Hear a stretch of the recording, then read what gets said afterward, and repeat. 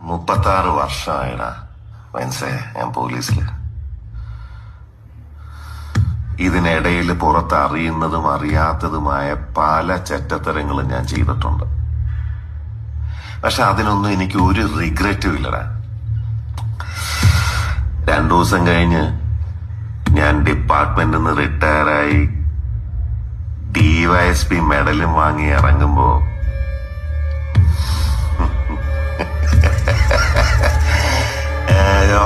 പഴയ ജോർ സാറ് തന്നെയാണ്. നീ ആരെയാണ് ഈ പേടിപ്പിക്കുന്നേ എന്നെ?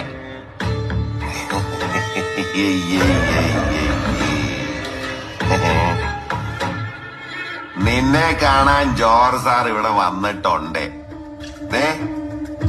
നിന്റെ മുമ്പില് ജോർജ് സാർ ഇങ്ങനെ നിൽക്കുന്നുണ്ടേലേ നീ ജോർജ് സാറിനെ